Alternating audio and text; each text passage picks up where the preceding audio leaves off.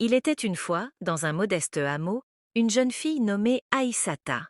Elle n'avait jamais connu la douceur d'un foyer aimant. Ses parents avaient disparu alors qu'elle n'était qu'une enfant. Sa belle-mère, Dame Fatou, l'avait recueillie, mais son cœur était aussi froid que la pierre. Fatou, femme d'une grande élégance mais d'une cruauté sans égale, chérissait ses deux filles, Aminata et Djeneba, qu'elle comblait d'affection. Ces dernières portaient des vêtements somptueux, savouraient des plats raffinés et passaient leur journée dans l'insouciance. Aïssata, quant à elle, était reléguée au rang de domestique. Du lever au coucher du soleil, elle s'épuisait à la tâche. Elle cuisinait, lavait, nettoyait la maison et puisait l'eau au puits.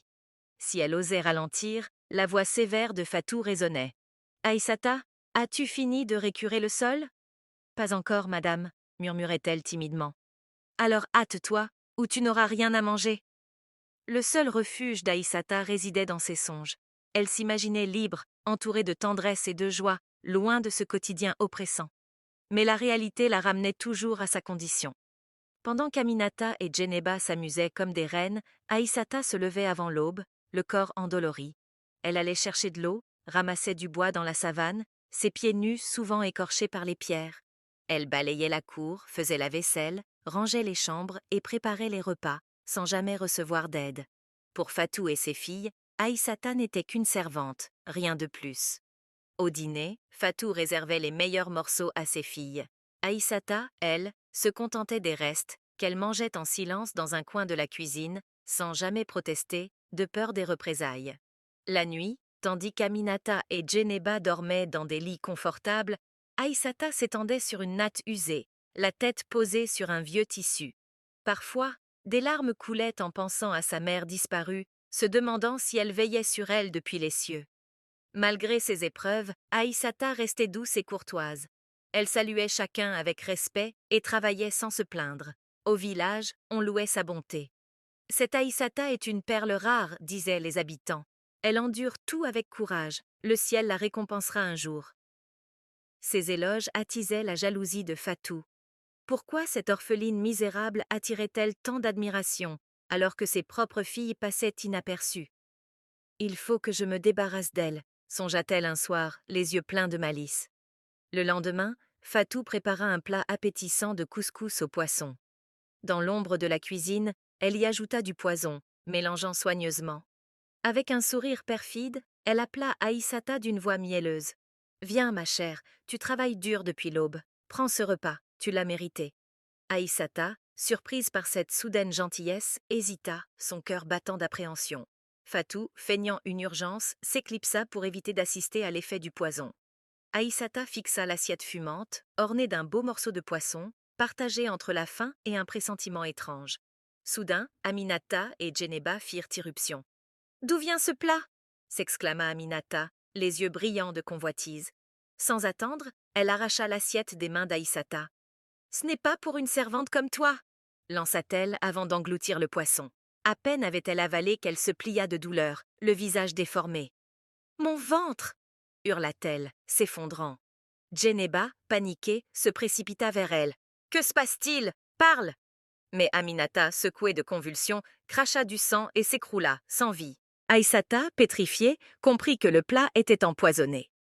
Djeneba, hurlant d'effroi, fixait le corps inerte de sa sœur. Lorsque Fatou revint, s'attendant à trouver Aïssata morte, elle découvrit avec horreur le corps d'Aminata. « Non !»« Ma fille !» cria-t-elle, s'effondrant en larmes. Djeneba, encore sous le choc, expliqua. « Maman, Aminata a pris le plat d'Aïssata et elle est morte !» La douleur de Fatou se mua en fureur.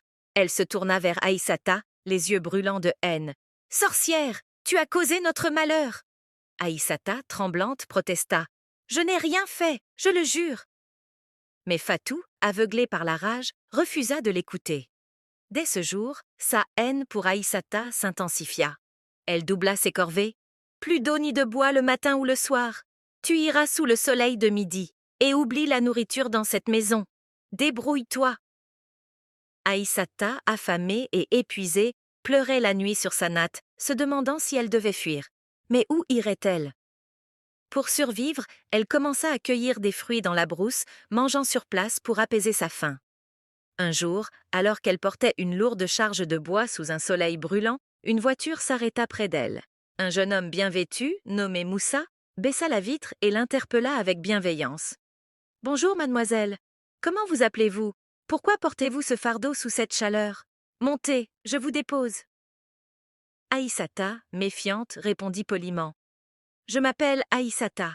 Merci, monsieur, mais je ne peux pas monter. Vous êtes un inconnu. » Elle ajusta son chargement et poursuivit son chemin. Intrigué par sa dignité, Moussa la suivit discrètement jusqu'à sa maison. Là, il rencontra Fatou et se présenta. « Je suis Moussa, de la ville. Je souhaite épouser Aïssata. » Fatou, voyant son allure soignée et sa voiture, crut à un homme fortuné. « Aïssata » ricana-t-elle. « Cette fille n'est pas faite pour vous. Elle est indigne, malade et a une mauvaise réputation. Prenez plutôt Djeneba, ma fille. Elle est parfaite pour un homme comme vous. » Moussa, feignant l'intérêt, demanda à voir Djeneba. Lorsqu'elle apparut, belle et confiante, il déclara « Très bien, j'épouserai Djeneba.